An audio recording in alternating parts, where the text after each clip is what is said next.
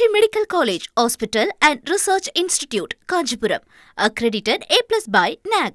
மதுரை ஆரப்பாளையத்தில் 30 பயணிகளுடன் சென்ற அரசு பேருந்து கவிழ்ந்து விபத்துக்குள்ளாகக்கூடிய சிசிடிவி காட்சிகள் இணையத்தில் வைரலாகி வருகிறது. இது பற்றிய கூடுதல் விவரங்களை செய்தியாளர் ஜான் கிறிஸ்டபர் வழங்கிட கேட்கலாம். ஜான் கிறிஸ்டபர், இப்ப 30 பேர் காயமடைஞ்சிருக்கிறாங்க. இந்த அரசு பேருந்து கவிழ்ந்ததற்கான பின்னணி என்ன? மதுரை ஆரப்பாளையத்தில் நேற்று இரவு 30 பயணிகளுடன் வந்த அரசு பேருந்து கவிழ்ந்து விபத்துக்குள்ளான சம்பவம் பரபரப்பை ஏற்படுத்தியிருந்தது. இந்நிலையில் அது தொடர்பான சிசிடிவி காட்சிகள் வெளியாகி தற்போது அது வைரலாகி வருகிறது. கோயம்புத்தூர் மாவட்டம் சிங்காநல்லூர் பேருந்து நிலையத்திலிருந்து ராமநாதபுரம் மாவட்டம் நோக்கி புறப்பட்ட அரசு பேருந்து மதுரை ஆரப்பாளையம் பேருந்து நிலையத்திற்கு நேற்று இரவு வந்தபோது அப்போது வைகை ஆற்று கரையோரம் உள்ள சாலையில் நடுவே இருந்த தடுப்பு சுவர் சென்ட்ரு மீடியனில் மோதி தலைக்குப்புற கவிழ்ந்து விபத்து ஏற்பட்டது.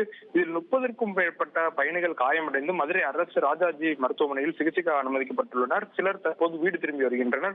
மேலும் இந்த விபத்தில் வாகனத்தை ஓட்டி வந்த ராமநாதபுரம் மாவட்டத்தைச் சேர்ந்த லட்சுமணன் அரசு பேருந்து ஓட்டுநர் அவரும் காயம் ஏற்பட்டு மதுரை அரசு ராஜாஜி மருத்துவமனையில் சிகிச்சைக்காக சேர்க்கப்பட்டுள்ளார். பேருந்து திடீரென சென்ட்ரு மீடியன் மோதி கவிழ்ந்து விபத்து ஏற்பட்டதில் அப்பகுதியில் கடும் போக்குவரத்து நெரிசலும் நேற்று இரவு ஏற்பட்டது. இந்த சம்பவம் தொடர்பாக கரிமேட்டு காவல்துறையினர் வழக்கு பதிவு செய்து விசாரணை மேற்கொண்டு வருகின்றனர். குறிப்பாக வைகை ஆற்று கரை ஓரம் உள்ள சாலைகளில் மின்விளக்குகள் இல்லாததால் தான் தொடர்ச்சியாக இது போன்ற விபத்துகள் நடப்பதாகவும் அப்பகுதி மக்கள் குற்றம் சாட்டுகின்றனர். மேலும் மாநகராட்சி நிர்வாகம் உரிய நடவடிக்கை எடுத்து தெருவிளக்குகளை முற்றிலுமாக அமைத்து தர வேண்டும் எனவும் கோரிக்கை விடுத்துள்ளனர். தற்போது சிசிடிவி காட்சிகளுக்கு நாம் பார்த்தோம். தகவல்களுக்கு நன்றி John Christopher. Meenakshi Medical College, Hospital and Research Institute, Kanchipuram. Accredited A+ by NAC.